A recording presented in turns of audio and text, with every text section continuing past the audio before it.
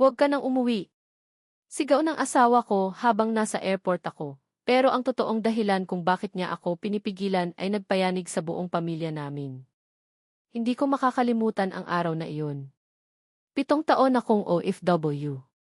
Sa Dubai bilang hotel housekeeping supervisor. 7 taon ng pagod, puyat at pangulila. 7 taon na tiniis kong hindi makita ng personal ang paglaki ng nag-iisa naming anak na si Joshua. Lahat ng sakripisyo ko para sa pamilya.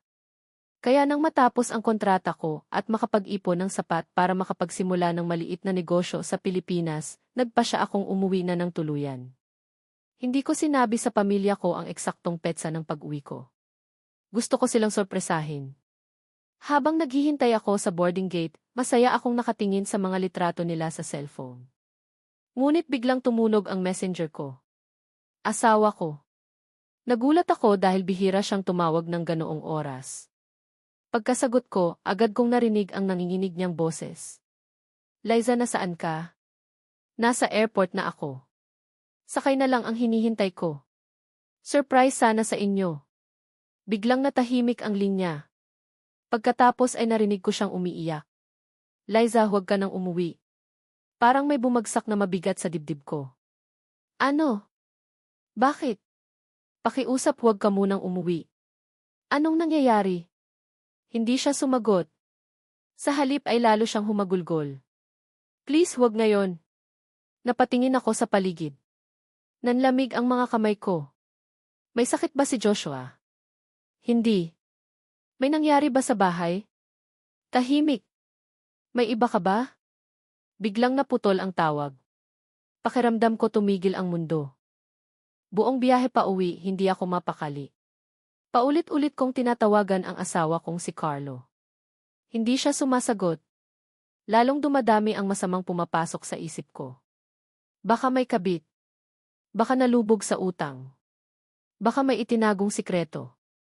Pagdating ko sa bahay namin sa Laguna kinabukasan, agad akong nagtaka. May mga sasakyan sa labas. May mga tao. May tent. May mga upuan. Parang may handaan. Ngunit nang makita nila ako, lahat sila biglang nanahimik. Parang may multong dumating. Nakita ko ang biyenan kong namumutla. Liza Lee. Ano nang nangyayari dito? Walang sumagot. Pagpasok ko sa loob, naroon si Carlo. Namumugto ang mga mata. Mukhang ilang araw nang hindi natutulog. Galit akong lumapit. Bakit mo sinabing huwag akong umuwi? Bigla siyang napaluhod. Patawad di. Lalong bumilis ang tibok ng puso ko. May babae ka ba? Wala. May tinatago ka ba? Tumulo ang luha niya. Meron. Parang sumabog ang ulo ko. Ano? Lahat ng tao sa bahay ay napaiyak. May kung anong kakaiba. Parang hindi pagtataksil. Mas mabigat. Mas masakit. Mas nakakatakot. Dahan-dahang inilabas ni Carlo ang isang makapal na brown envelope. Kinakabahan kong binuksan iyon. Nang makita ko ang laman, halos mawalan ako ng hininga. Mga medical records. Mga laboratory results. Mga reseta.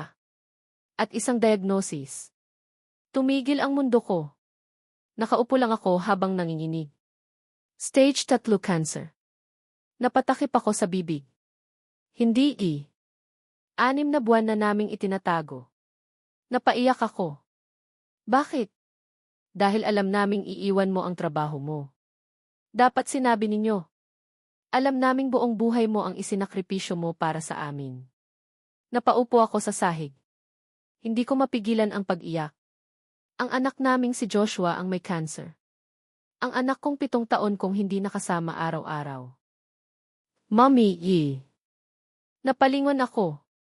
Nakatayo si Joshua sa hagdan. Payat. Kalbo. Mahina. Ngunit nakangiti. Parang sinaksak ang puso ko. Tumakbo ako. Yinakap ko siya ng mahigpit. Anak ti. Sorry po. Bakit ikaw ang nagsusorry? Dahil napagastos po kayo sa akin. Lalo akong humagulgol. Hindi ka gastos. Pero sabi nila milyon na raw po na gastos. Anak, ikaw ang dahilan kung bakit ako nagsikap.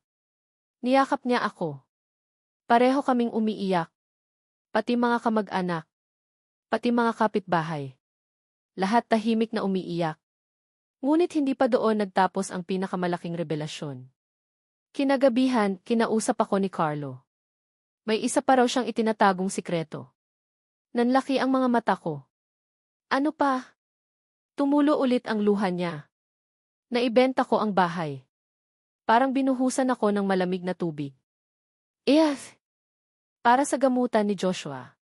Napatayo ako. Pati bahay. Bakit hindi mo sinabi? Dahil ayokong madagdagan pa ang problema mo habang nagtatrabaho ka sa ibang bansa. Tahimik akong napaiyak. Lahat pala ng pinaghihinalaan ko. Lahat ng kinatakutan ko.